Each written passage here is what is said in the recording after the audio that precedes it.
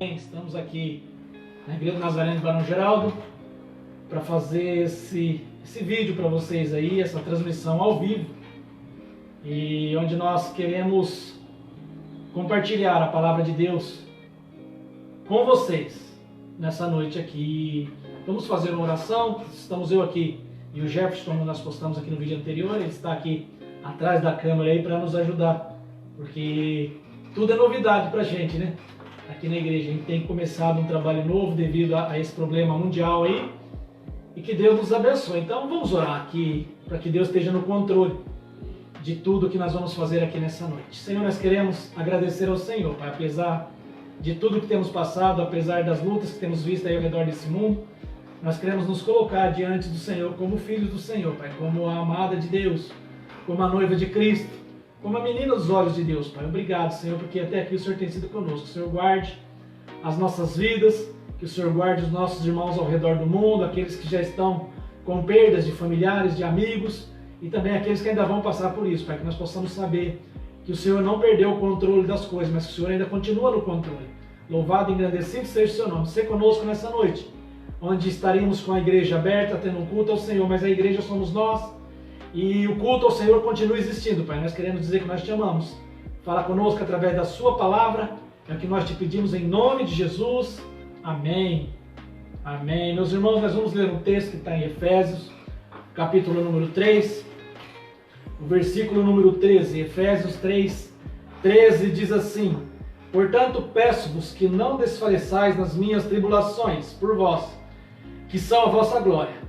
Por causa disso, me ponho de joelhos perante o Pai de nosso Senhor Jesus Cristo, do qual toda a família nos céus e na terra toma o nome. Oro para que, segundo as riquezas da sua glória, vos conceda e sejais fortalecidos com poder pelo seu Espírito no homem interior, para que Cristo habite pela fé nos vossos corações.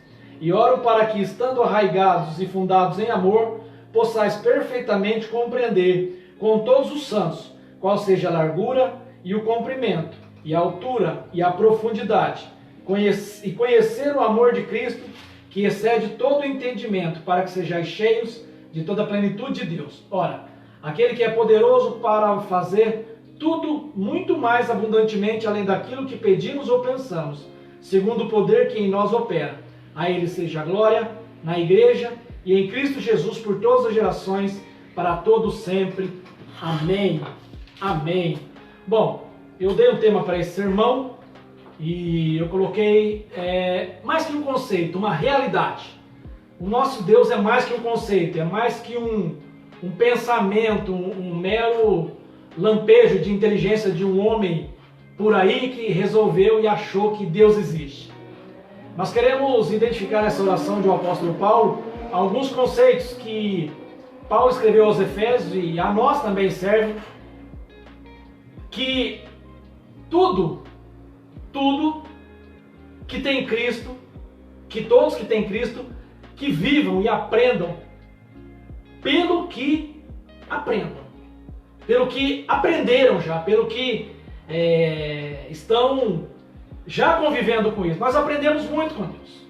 Nós aprendemos muito. Paulo ora para que o homem interior, o nosso coração, conheça o poder de Deus. É isso que está dizendo na palavra. Que nós tenhamos força espiritual, que nós tenhamos força para avançar diante das situações que nós temos vivido e vamos viver ainda, que a tendência é agravar o caso cada vez mais. Paulo faz um pedido básico para Deus, ele pede poder nessa oração, ele pede poder para Deus, para que nós possamos, para que Deus conceda um infinito poder, para que Deus conceda forças para a gente, para que nós possamos atravessar esses momentos de lutas e dificuldades que passamos na vida. Paulo também, ele cita, falando a respeito do Espírito Santo, que o Espírito Santo é derramado sobre a vida de cada crente, de cada servo do Senhor, desde o dia de Pentecostes até os dias atuais. Basta nós queremos e pedimos que o Espírito Santo é derramado sobre nossas vidas livremente. E eu quero estudar alguns conceitos, quero passar algumas ideias para você, que já serviram para mim também em algum momento da minha vida, e que eu passei por alguma dificuldade, esse texto já me ajudou. O primeiro que eu quero destacar para você nessa noite é que Cristo é Ele que toma conta de todas as coisas. É Ele que toma conta da casa. É Ele que toma conta do nosso coração, do nosso corpo e da nossa vida. O versículo 17, ele nos diz para que Cristo habite pela fé em vossos corações. Paulo cita que Cristo habite, que Ele more, que Ele se sinta em casa em nossos corações. Os nossos corações têm que ser habitação do Senhor, tem que ser morada do Senhor, tem que ser casa do Senhor. O coração do crente tem que ser cheio do Espírito Santo de Deus. Mas infelizmente o que nós vemos muitas vezes é que muitos crentes, algumas partes nós cedemos para Deus habitar e outras partes a gente se reserva a manter sobre nossos cuidados. Mas Jesus Cristo, por exemplo, ele amava, me veio à mente aqui, ele amava uma casa específica na Bíblia. Era a casa de Lázaro e suas irmãs. Era o lugar de habitação daquela família e Jesus gostava de estar com eles lá. E Jesus sempre, quando ele ia lá, ele tinha uma palavra de conforto e consolação para aquela família. Até no momento pior daquela família, Jesus trouxe uma palavra de consolação. Jesus Cristo, ele nos ama. Ele nos ama. E Ele quer habitar, Ele quer morar em nossos corações. Nós não podemos viver essa dualidade de pensamento, um pouco cá, um pouco lá, um pouco com Deus, um pouco na minha vida, eu faço do jeito que eu quero. Não. Jesus Cristo, Ele quer tomar conta da casa, do nosso interior, do nosso coração, da nossa mente. Ele quer dominar todas as áreas das nossas vidas, mas para isso nós precisamos permitir que Ele faça as mudanças. Por exemplo, as mulheres principalmente têm muita mania, tem mania de mudar os móveis de lugar da casa. Ora muda o sofá, ora muda a estante, ora muda a TV de lugar, ora muda a cama, muda os móveis. E às vezes Jesus Cristo vai ter que fazer essa ordenação também na nossa casa, essa reorganização na casa que é o nosso interior. E às vezes dá uma machucada, às vezes precisa fazer uma reforma, às vezes precisa mudar algumas coisas, derrubar algumas paredes, quebrar alguns conceitos nas nossas vidas e fazer outro. Por quê? Porque Jesus Cristo, Ele quer habitar em nossos corações.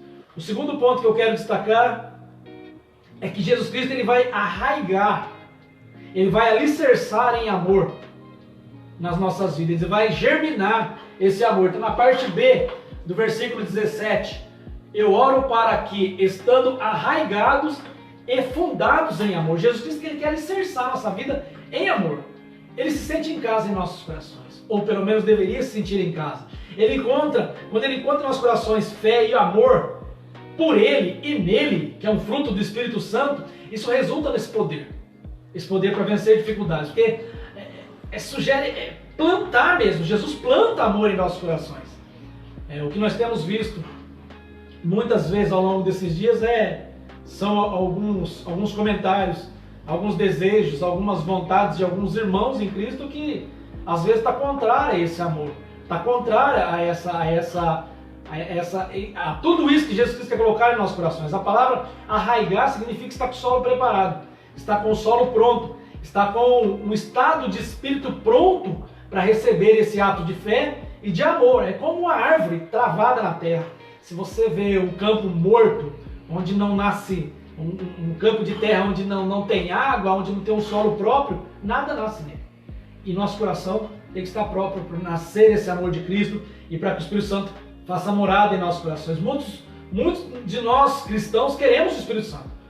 Muitos de nós cristãos ansiamos pela vinda de Deus do Espírito Santo, principalmente nos momentos de luta de Cristo que nós passamos na vida. E eu não falo nem de agora, desse problema que nós temos vivido, mas também ao longo da vida. Muitos querem o Espírito Santo, mas nós não temos profundidade muitas vezes suficiente na terra para trazer nutrientes na nossa vida. E essa terra é a palavra de Deus que eu estou falando.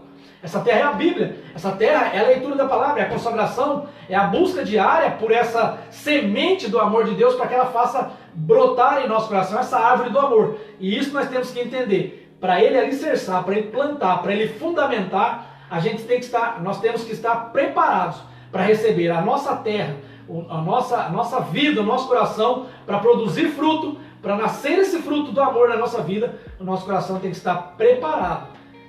Aí Jesus Cristo vem e alicerça, ou planta e enraiza essa árvore do amor em nossas vidas. O terceiro ponto que eu quero tratar também é que Jesus Cristo, quando Ele vem, quando Ele habita, quando Ele mora em nossos corações, como o apóstolo Paulo escreveu aqui nessa oração, Ele ensina a viver esse amor. Ele ensina a viver. Para a gente compreender o que Paulo quer dizer, quer dar a ideia, de aprender, de ensinar, não é aprender, mas segurar, ou seja, é tudo que a gente aprende, é da mesma forma como você aprendeu a andar, a falar, a pedir as coisas, a comer, a tomar banho, é a mesma coisa. Nós temos que aprender com Cristo, nós temos que aprender com o Espírito Santo de Deus, nós temos que aprender com a palavra do Senhor, para que nós possamos transmitir isso, para que nós possamos levar adiante esse amor, para que nós possamos levar adiante, isso não é apenas um conceito, como eu disse, é uma realidade em nossas vidas. O amor de Deus não é um conceito, não é uma ilusão, não é uma historinha que foi contada, mas ele é uma realidade de vida. E nós temos que ver esse amor, principalmente em dias de lutas, dias de turbulência, como nós temos vivido.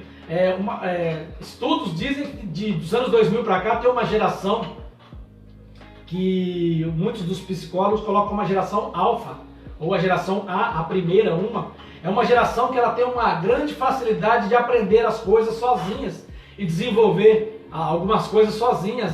Se você observar uma criança hoje, com 1 ano e pouquinho, às vezes até menos, você dá um celular na mão dela, ela já começa a abrir aplicativos, achar as coisas, às vezes você não precisa nem ensinar. Foi feito um teste com uma tribo na África, há uns anos atrás, eu não lembro onde eu li isso aí, mas eu já até falei uma vez na igreja, e eles deixaram um tablet carregado lá, e os adultos pegaram aquilo e olharam aquele tablet e não conseguia decifrar ou entender o que era aquilo, e as crianças chegaram perto e pegaram, disse que daqui a pouco eles já tinham ligado o tablet, já tinham destravado a tela e já estavam fazendo filmagens uns dos outros, fazendo fotos uns dos outros. Então assim, é uma geração que aprende a fazer sozinho, é uma geração que não depende de Deus, é uma geração autossuficiente, que não precisa de Deus, é uma geração que acha que a fé é para os velhos, é para os mais velhos, que é uma geração que é dona da razão. É uma geração que vive por si só. E quem vive dessa forma não tem tempo ou capacidade ou humildade de aprender do Espírito Santo de Deus. Porque o primeiro passo para a gente aprender de Deus é ter humildade suficiente para reconhecer que não sabe. Para entender que não sabe todas as coisas. Nós temos que seguir as promessas de Deus pela nossa fé. E Deus prometeu, e Jesus Cristo prometeu que Ele iria sim para o Pai, mas Ele ia enviar o Consolador para morar em nossos corações, e esse Espírito Consolador nos faria lembrar de todas as coisas, e esse Espírito Consolador nos ajudaria a passar pelas dificuldades da vida, e esse Espírito Consolador nos ensinaria todas as coisas, mas para aprender a viver esse amor, a gente tem que entender que esse amor precisa que nós estejamos aptos para receber a palavra. É como você querer colocar água numa caneca, numa panela cheia. Você não vai conseguir colocar mais água, ela vai transbordar. Quando tudo que está cheio, está pleno, não precisa mais de nada. É por isso que a gente aprende com a palavra de Deus que nós temos que nos esvaziar de tudo que não agrada a Deus e nos encher do Espírito Santo de Deus. A própria palavra de Deus aqui na carta aos Efésios, no capítulo 4, fala que Jesus Cristo se esvaziou da sua glória, se esvaziou de tudo que tinha para viver entre nós e para nos salvar e para nos alcançar. O símbolo maior do amor de Cristo na prática é a cruz. O símbolo maior do amor de Cristo, sendo o maior púlpito da história, é a cruz no Calvário, onde Cristo foi pregado e crucificado por nossa causa. E nós temos que entender esse amor. Esse é amor prático. Amor prático, a Bíblia diz que Deus amou o mundo de tal maneira para que todo aquele que nele crê não pereça, mas tenha vida eterna. Mas também o próprio João, escrevendo na 1 João, ele diz que o verdadeiro amor é dar a vida pelos irmãos, é dar a vida pelo amigo, é dar a vida uns pelos outros. E não é isso que nós temos visto. Infelizmente, nós temos passado por tempos onde é cada um por si, e se eu puder passar por cima de alguém para conseguir alguma coisa, eu vou fazer. E isso não está certo. Esse não é o amor de Deus. Também nós entendemos que Cristo nos preenche. Nós somos preenchidos com a plenitude de Deus. Está aqui no versículo 19. E conhecer o amor de Cristo que excede todo o entendimento, para que sejais cheios de toda a plenitude de Deus. Se plenitude é pleno, plenitude é cheio, é completo. Se nós estamos cheios de adultério, se nós estamos cheios de bebedeiras, se nós estamos cheios de ego, se nós estamos cheios de ganância, de luxúria, como diz a palavra de Deus, não tem mais lugar para a plenitude de Deus entrar em nossas vidas. Ser cheio da plenitude de Deus é o propósito máximo de Deus para nossas vidas. Ser cheio do poder de Deus, ser cheio da graça de Deus, ser cheio do Espírito Santo de Deus é o propósito máximo de Deus para nossas vidas. Isso não é apenas conceito, é uma realidade. Ah, pastor Paulo, mas eu não entendo assim porque eu não vejo essas coisas acontecendo na minha vida. Eu vejo os irmãos da igreja crescendo espiritualmente, avançando espiritualmente e eu não consigo. Alguma coisa tem que mudar na sua vida.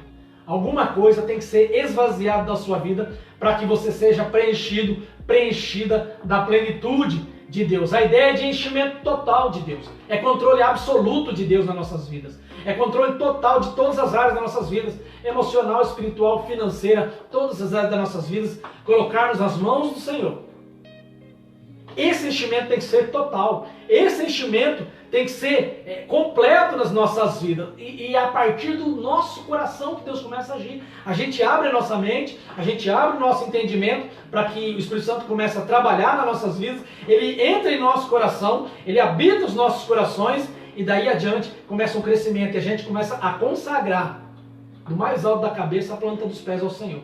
Toda a plenitude de Deus para nossas vidas. Deus, nós temos que mudar alguns conceitos para que isso mobilize, para que isso mude o coração de Deus em relação a nós.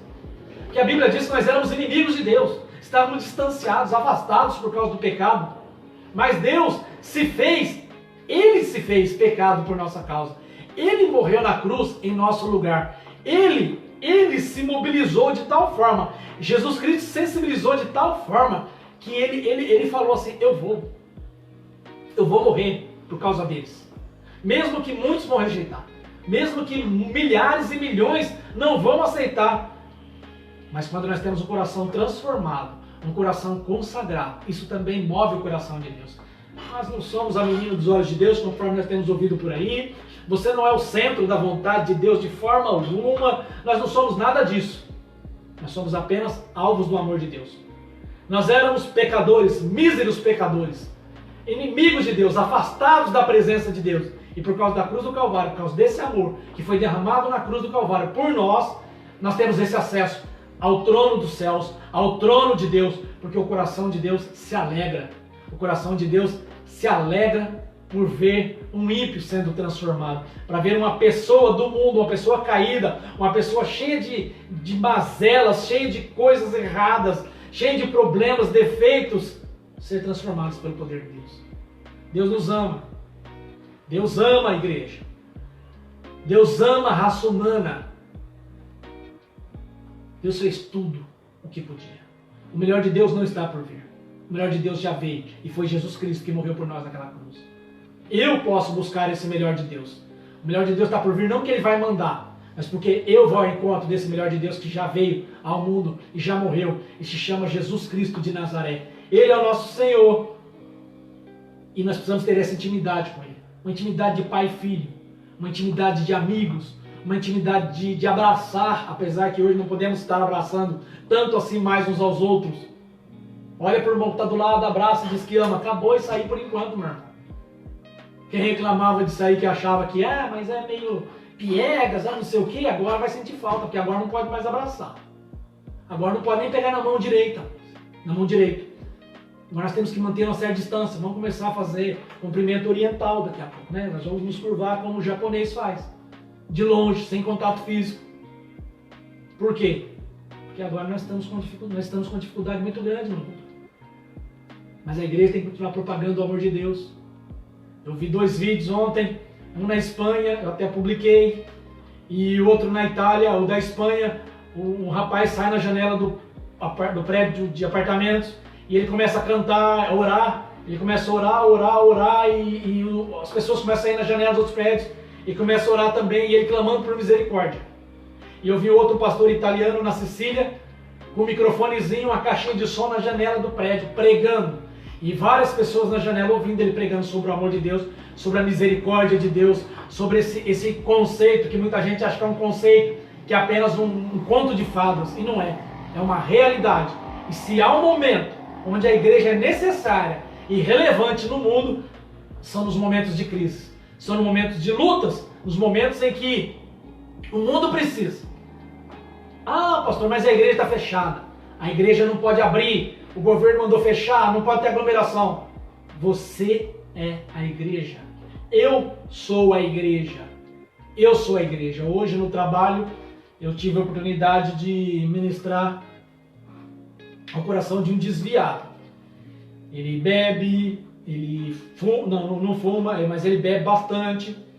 E ele se desviou por causa de problemas que ele teve na igreja dele e já há anos está afastado do caminho do Senhor. E claro, está assustado com o problema e veio perguntar para mim se nós estávamos nos fins dos tempos. Eu falei, bom, nos fins dos tempos a gente está desde quando Cristo morreu, né? Que os fins dos tempos estavam chegando.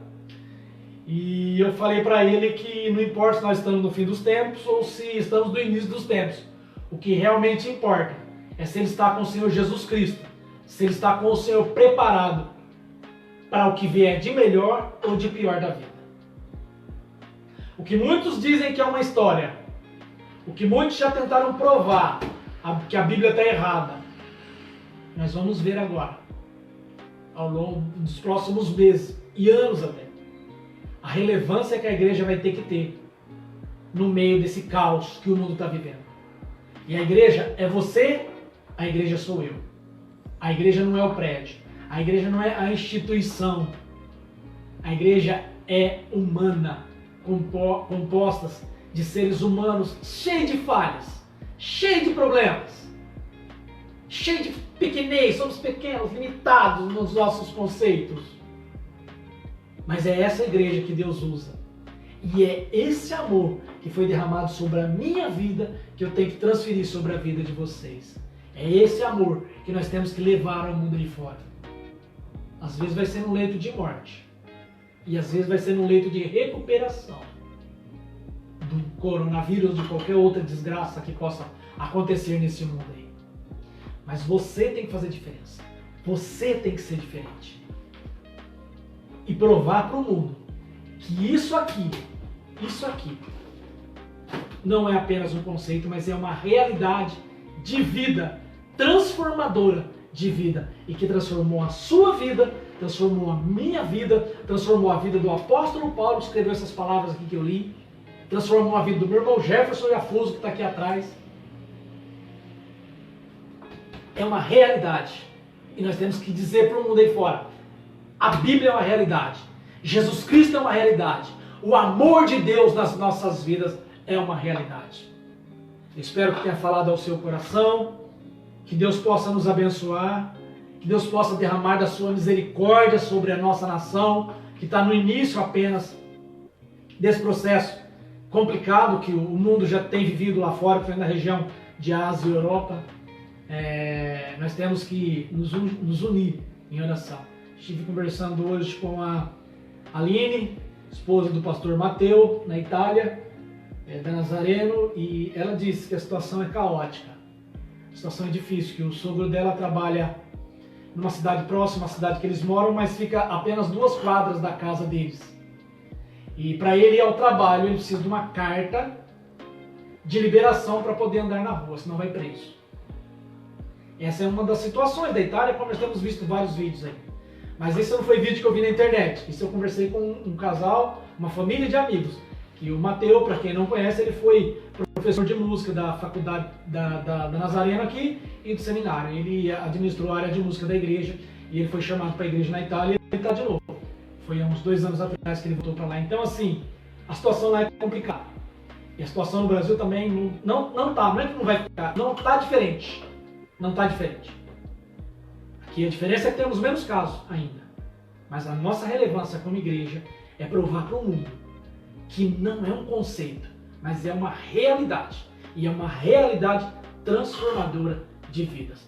Deus abençoe você, que Deus coloque paz no seu coração, como nós vimos hoje à tarde, também no vídeo compartilhado pela pastora Josi, que Deus possa consolar os nossos corações, que Deus possa realmente colocar paz e tranquilidade em nossos corações, e que nós possamos saber que Deus não perdeu o controle de nada, mas Ele está sentado no trono, olhando para nossas vidas e ver qual atitude nós como igreja vamos tomar nessa hora de luta e tribulação que temos passado. Deus abençoe, vamos orar mais uma vez e que Deus possa ter falado realmente ao seu coração. Senhor, Nós queremos agradecer ao Senhor, Pai, pela sua palavra. A palavra do Senhor não volta vazia. A palavra do Senhor, sabemos que é relevante para o mundo de hoje, Pai, para os momentos que temos passado. É relevante, Senhor, para o mundo antigo. Foi relevante para o mundo antigo. E vai ser relevante o mundo futuro, que acontece a cada minuto, a cada segundo em que vivemos, Pai. A palavra do Senhor sempre vai ser relevante neste mundo, Pai. Nunca, nunca vai ser apenas um conceito, mas sempre vai ser uma realidade na vida da igreja desse mundo, Pai. Obrigado pela sua palavra, obrigado pelo seu amor, obrigado pelo seu Espírito Santo que foi derramado sobre a sua igreja. Nós oramos, Pai, agradecidos, em nome de Jesus. Amém, amém, amém. Deus te abençoe e tenha uma boa noite.